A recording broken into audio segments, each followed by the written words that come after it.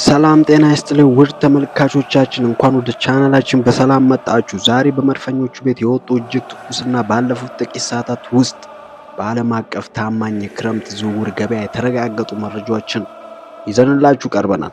አሰልጣኝ ማይክል አርቴታ የፕሪሚየር ሊጉን ዋንጫ ያነሳውን ስብስብ መልሶ ለመገንባትና ይበልጥ ለማጠናከር የመጀመሪያውን ትልቅ ውሳኔ በይፋ አስተላልፏል። በዚህ ቪዲዮ ውስጥ የምንዳስሳቸው ዋና ዋና ነጥቦች አድማጮቻችንን እስከ መጨረሻው በጉጉት እንደሚያቆይ ጥርጥር የለኝም። በመጀመሪያም በአርሰናል ቤት የሊያንድሮ ትሮሳርድ የመሸጥ ስምምነት ሙሉ በሙሉ ማለቁንና ተጫዋቹ ነገ የሕክምና ምርመራ ለማድረግ ወደ አዲሱ ክለብ የሚበርበትን አስገራሚ ዝርዝር እንፈትሻለን። በመቀጠል መድፈኞቹ ይህንን ሽያጭ ተከትሎ በጁሊያን አልቫሬስ ላይ የጀመሩትን የፊት መስመር አብዮትና ድርድሩ የደረሰበትን ደረጃም እንቃኛለን።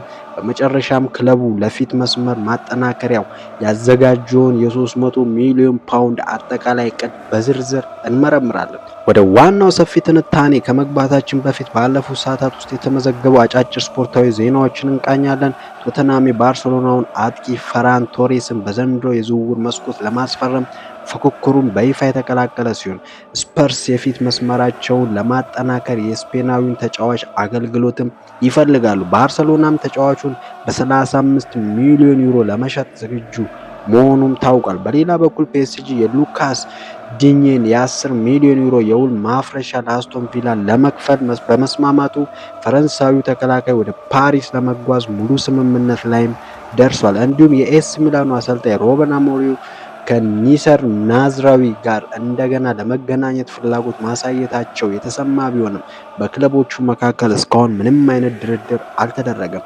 አሁን በቀጥታ ወደ አርሰናል ሰፊ የዝውውር ትንታኔ እንገባለን። በመድፈኞቹ ቤት ትልቅ የክረምት ማጽዳትና የገንዘብ ማሰባሰብ ስራም ተጀምሯል። ክለቡ የመጀመሪያውን ትልቅ ሽያጭ በይፋ ፈጽሟል። ታዋቂው የዝውውር ጋዜጠኛ ፋብሪዞ ሮማኒዮ ይፋ ባደረገው አዲስ መረጃ መሰረት ቤልጂየማዊ የፊት መስመር ተጫዋች ሊያንድሮ ትሮሳርድ ወደ ቱርክ ቤሽክታሽ ለመዘዋወር ሙሉ በሙሉ ተስማምቷል። አርሰናል ባለፉት ሳምንት የተቀበለው ይህ ስምምነት 18 ሚሊዮን ዩሮ ቋሚ ክፍያ ሲኖረው ተጨማሪ 2 ሚሊዮን ዩሮ ደግሞ በተለያዩ ማሟያዎች ወይም ቦነሶች መልክ ለለንደኑ ክለብ ገቢ የሚደረግ ይሆናል። ትሮሳርድ እስከ 2029 ዓ.ም የሚያቆየውን የ3 ዓመት ውል ለመፈራረምም እናም የሕክምና ምርመራውን ለማድረግ ነገ ወደ ኢስታንቡል ይበራል። ይህ የትሮሳርድ ሽያጭ ለአርሰናል የፋይናንስ ሚዛን መስተካከል ትልቅ እገዛ የሚያደርግ ሲሆን ክለቡ ለፊት መስመር አብዮት ላቀደው የ300 ሚሊዮን ፓውንድ አጠቃላይ ወጪ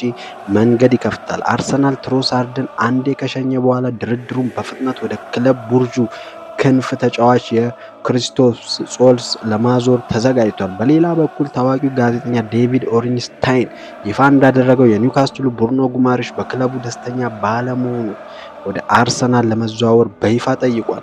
ኒውካስትል ተጫዋቹን ለማቆየት ቢፈልግም የአርሰናል ፍላጎትና የተጫዋቹ ግፊት ዝውውሩን ሊያፈጥነው ይችላል። ከዚህ በተጨማሪ አርሰናል የፊት መስመር ግብ አስቆጣሪ ችግሩን በዘላቂነት ለመፍታት አይኑን አትሌቲኮ ማድሪድ ላይ የጣለ ሲሆን ለአስቶን ቪላው ሞርጋን ሮጀርስ እና ለአርጀንቲናው አጥቂ ጁሊያን አልቫሬስ የሚያደርገውን ድርድር በአዲስ መልክ ለማቀጣጠል የትሮሳርድን ይፋዊ ስንብት እየጠበቀም ይገኛል።